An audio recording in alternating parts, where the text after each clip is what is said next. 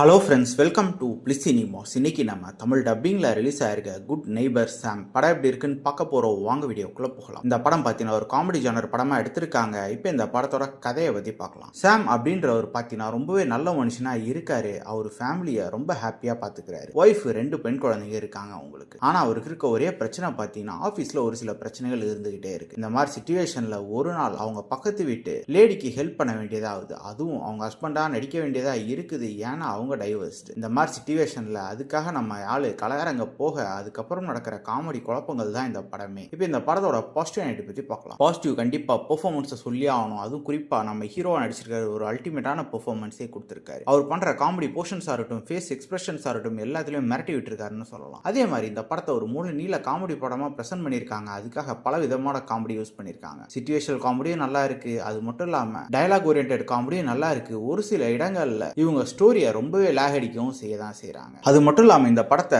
ஒரு காமெடியோட கலந்து ஒரு ஃபேமிலி என்டர்டெய்னரா கொடுத்திருக்காங்க. இந்த படத்தோட நெகட்டிவ் பத்தி பார்த்தீங்கன்னா கண்டிப்பா இந்த படம் கொஞ்சம் ஸ்லோவா போகுது. அது மட்டும் இல்லாம படம் கண்டிப்பா பிரெடிக்டபிளா இருக்கு. இந்த படம் ஒரு விண்டேஜ் படம். யாருக்கெல்லாம் ஒரு விண்டேஜ் காமெடி படம் பார்க்கணும் போது ட்ரை பண்ணி பாருங்க. படத்துல லிப் கிசஸ் இருக்கு. ஸோ ஃபேமிலியோட பார்க்கலாம்னா நீங்க டிசைட் பண்ணிக்கோங்க. அதை தவிர்த்து ஒரு கிளீனான ஃபேமிலி என்டர்டெய்னர் தான். இந்த படத்துக்கு நம்மளோட ரேட்டிங் கேட்டீங்கன்னா 10க்கு 6 மார்க் கொடுக்கலாம். இன்னொரு வீடியோல சந்திக்கலாம். தேங்க்யூ.